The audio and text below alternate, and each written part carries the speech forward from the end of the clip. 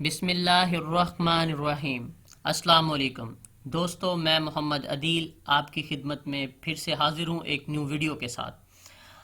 आज हम इस वीडियो के अंदर सीखेंगे कि किस तरह से मार्कशीट आती है, जो कि डिफरेंट स्कूल्स, एग्जांपल के तौर पे हम किसी एक स्कूल को कोड कर लेते हैं, जो कि स्कूल्स में स्टूडेंट्स का जो मार्क्स होते हैं उनके रिकॉर्ड एक्सेल के अंदर उसे मेंटेन किया जाता है, और उन मार्क्स की मदद से स्टूडेंट के टोटल मार्क्स और परसेंटेज, फिर उनकी ग्रेडिंग बनाई जाती है। चलें आए हम अपने टॉपिक की तरफ चलते हैं। सबसे पहले ऐसा है कि मैंने एक एक्सेल की फ़ाइल ओपन की है। इसके अंदर मैं एक स्कूल का नेम मेंशन कर लेता हूँ, क्योंकि मैं किसी ख़ास स्कूल का नेम यहाँ पे नहीं इंटर करता। एग्जाम्पल के तौर पे मैं ABCD एक स्कूल का नाम है, और उसका यहाँ पे एड्रेस लिख लेते हैं ABCD, ये कि ये स्कूल किस जगह पे लोकेटेड है इस वक्त। और उसके बाद एक मैं चार्ट बनाता हूँ, जैसा कि सीरियल नंबर, जिसके अंदर 1 2 3 4 5 6 इस तरह से जितने भी हमारे स्टूडेंट्स हैं उनकी सीरियल आ जाएगी। और उसके बाद यहाँ पे स्टूडेंट का नाम क्या है, उसके सब्जेक्ट कौन कौन से हैं। फॉर एग्जांपल फिज़िक्स है, केमिस्ट्री सब्जेक्ट होता है, उसके बाद इंग्लिश है, मैथमेटिक्स है। और चलें फ़िलहाल हम यहाँ पे 4 सब्जेक्ट का डाटा अपनी तरफ से फ़र्ज़ी एक इंटर करेंगे, और इसके बाद उनका टोटल कितना होगा। इन 4 सब्जेक्ट्स में सब के सम करके एक स्टूडेंट ने कितने मार्क्स उसने हासिल किए हैं, वो यहाँ पे टोटल हम करेंगे। उनकी फिर परसेंटेज निकालेंगे, और फिर ग्रेडिंग के बाद ये सीरियल नंबर वाले हम कॉलम में आ गए। यहाँ पे हम जितने भी हमारे स्कूल के स्टूडेंट हैं 5 6 7, वो हम मैन्युअली भी लिख सकते हैं। अगर स्टूडेंट ज़्यादा हों तो इस तरह से मैन्युअली लिखने में काफ़ी टाइम लग जाता है, तो हम यहाँ से इन्हें ड्रैग कर लेते हैं। इनको सिलेक्ट किया, सिलेक्ट करने के बाद यहाँ पे ये जब प्लस का साइन बन जाता है तो हम यहाँ से पकड़ेंगे सर्कल को, और नीचे जितने भी स्टूडेंट है वहाँ तक ले जाएं।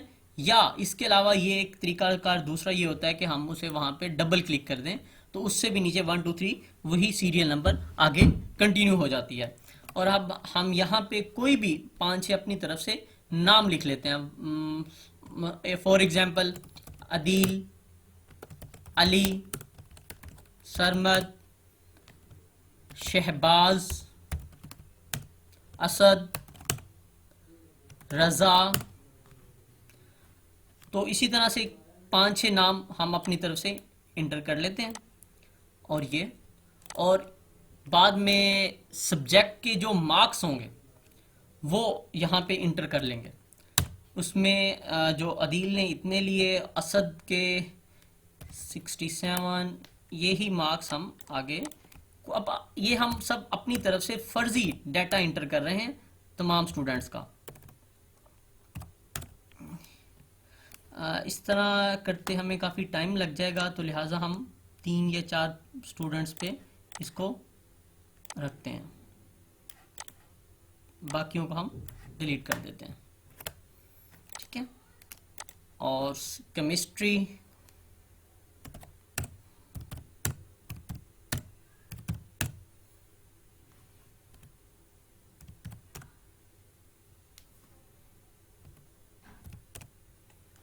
अच्छा जी, इंग्लिश,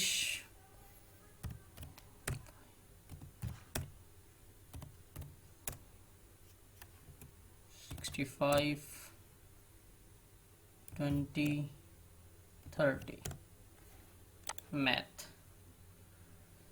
मैथ के 150, यहाँ 60 कर लेते हैं, 100/100 नहीं करते इसको। 50 70 40 30। ठीक है। अब यहाँ पे हम फार्मूला मेंशन करेंगे सम का। इसके सम करने के लिए, टोटल निकालने के लिए 3 4 तरीक़ेकार हैं। नंबर 1 तो हम देख लेते हैं, जो कि एक्सेल के यहाँ पे ना, आप इस जगह ये देखेंगे ऑटो सम लिखा हुआ है।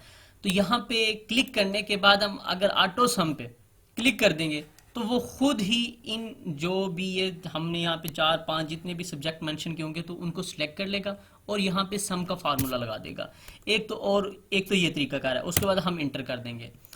दूसरा ये है कि हम इन्हें खुद सिलेक्ट करें और यहाँ तक ले आए और उसके बाद ऑटो सम पे क्लिक कर दें।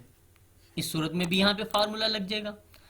तीसरा तरीकाकार ये है कि हम इसे ड्रैग कर दें, वही एक जगह पे हमने ये फार्मूला लगाया और उसे हमने ड्रैग कर दिया और ये हमने ऑटो फार्मूला लगाया, तो वही मार्क्स सबके सिलेक्ट हो गए, सम हो गया।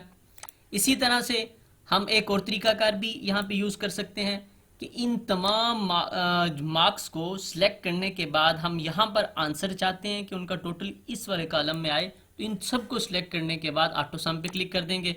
इस सूरत में भी यहाँ पे सबके टोटल सम आ जाएगा।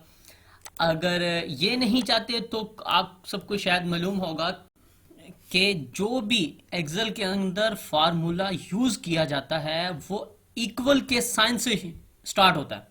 हम यहाँ पे इक्वल का साइन लिखेंगे, उसके बाद सम करेंगे, सम लिखने के बाद ब्रैकेट स्टार्ट करेंगे, जहां से सब्जेक्ट के मार्क्स हमने स्टूडेंट के स्टार्ट किए थे उस सेल पे क्लिक करेंगे। यहाँ पे क्लिक करेंगे तो हम एक्सेल खुद ही उस सेल को उठा लेगा, जैसा कि E7, ये देखें E है और 7 रो है, उसने लिख लिया। उसके बाद सेमीकोलन दे के इसको हम ड्रैग कर देंगे कहां तक, H7 तक, और ब्रैकेट बंद, इंटर करेंगे तो इस तरह से भी सम हो जाएगा। आप दोस्तों को जो भी फार्मूला इजी लगता है आप उसे कर लें और उसके बाद उसे ड्रैग कर दें, इस तरह से भी हो जाएगा। कॉपी करके फार्मूले को नेक्स्ट पे पेस्ट कर दें, उस तरह से भी हो जाएगा। फिर नेक्स्ट में आता है परसेंटेज। जैसा कि तकरीबन आप सबको मालूम है कि परसेंटेज जो भी मार्क्स हासिल किए होते हैं स्टूडेंट ने उनको टोटल पे डिवाइड करते हैं, फिर मल्टीप्लाई बाय 100 करते हैं तो मार्क्स उसके निकल आते हैं। उसके लिए भी सिंपल इक्वल का बटन प्रेस करें, उसके बाद टोटल पे क्लिक कर दें, जो उसने मार्क्स हासिल किए हुए हैं उस पे क्लिक करेंगे, डिवाइडेड बाय, डिवाइडेड का साइन डालेंगे। अब इनके मार्क्स टोटल कितने हैं, हम क्योंकि ये तमाम मार्क्स जितने भी यहाँ पे डाटा हमने इंटर किया होगा ये हमने अज्यूम किया होगा, तो हमने यहाँ पे 4 सब्जेक्ट इंटर किए हैं, तो हम इसलिए यहाँ पे अज्यूम कर लेते हैं कि टोटल इनके मार्क्स 400 है। ईच सब्जेक्ट का 100 मार्क्स है, तो यहाँ पे टोटल 400 मार्क्स हो गया। मल्टीप्लाई बाय 100 करने के बाद हम यहाँ पे इंटर प्रेस करेंगे तो उसकी यहाँ पे परसेंटेज निकल आई। अब हम इसको ड्रैग भी कर सकते हैं, यहाँ से कॉपी करने के बाद नीचे तमाम कॉलम को सिलेक्ट करके पेस्ट भी कर सकते हैं, तो इस तरह से यहाँ पे उनकी सबकी परसेंटेज आ जाएगी। अब है मेन चीज ग्रेडिंग, इसको समझना बहुत जरूरी है। इसके लिए आपको 3-4 चीजें अपने माइंड में रखनी है। वो ये हैं कि ग्रेडिंग के लिए ना 3 से 4 किस्म की सिचुएशंस होती हैं। फॉर एग्जाम्पल ये हम यहाँ पे एक साइन मैं लगा रहा हूं ग्रेटर देन, इस साइन को कहते हैं ग्रेटर देन। हम यहाँ पे क्योंकि हम ये देखते हैं 3 से 4 तरह के ग्रेड होते हैं, A+ होता है, B होता है, B+ भी होता है, C D और एंड में जो लास्ट होता है वो तो फेल का होता है। बहरहाल इसके लिए सबसे पहले ये कि ग्रेटर देन के लिए ये वाला साइन यूज किया जाता है, ग्रेटर देन 80, कि जब भी हम ग्रेडिंग निकालना चाहेंगे तो ये हम यहाँ पे यूज करेंगे फार्मूले के अंदर ग्रेटर देन का, फिर लेस देन भी यूज करेंगे, फिर उसके बाद इक्वल भी हम यूज कर सकते हैं, और इस तरह से हम इसमें 3 से 4 कंडीशंस यूज कर सकते हैं। तो बहरहाल हम ग्रेडिंग की तरफ आते हैं। यहाँ पे ग्रेडिंग निकालने के लिए हमें इफ का फार्मूला लगाना पड़ेगा। जैसा कि मैंने पहले आपको बताया कि कोई भी फार्मूला शुरू करने से पहले हमें इक्वल का साइन जरूर लगाना है। तो हमने यहाँ पे इक्वल का साइन लगाया, उसके बाद हमने लिखा इफ, मतलब अगर, क्योंकि ये हम इस फार्मूला को ड्रॉ कर रहे हैं। इफ ब्रैकेट स्टार्ट, ये जो 55% निकला है ये बनता है, जैसे ही मैं इस पर क्लिक करूंगा ये देखें उसने कह दिया J7, कॉलम इसका J है, ये J और ये 7 रो, J7 ग्रेटर देन 80 हो,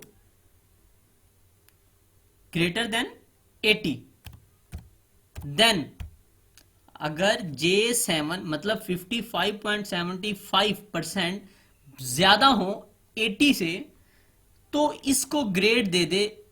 ये जो है ना दो कॉलम वाला, ये साइन यूज करेंगे हम A प्लस, और इसको क्लोज कर देंगे और कॉमा फिर लगा के हम यहां पे एक ब्रैकेट क्लोज कर सकते हैं।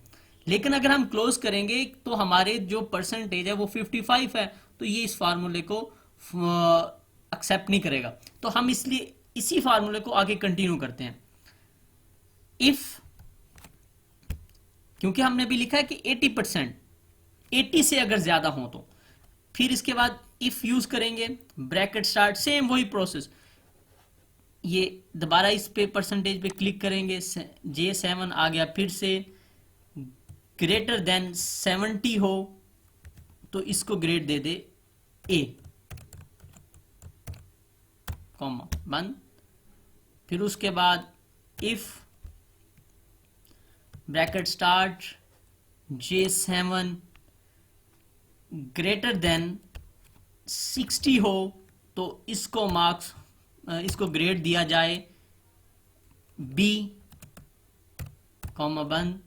फिर if bracket start J7 greater than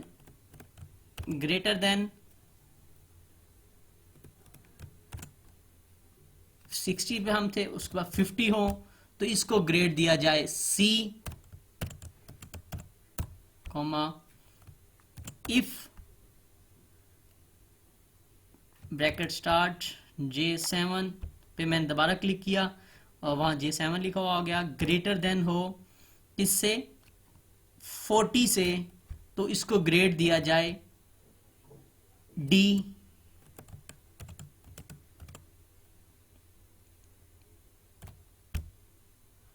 फिर उसके बाद if bracket start J7 greater than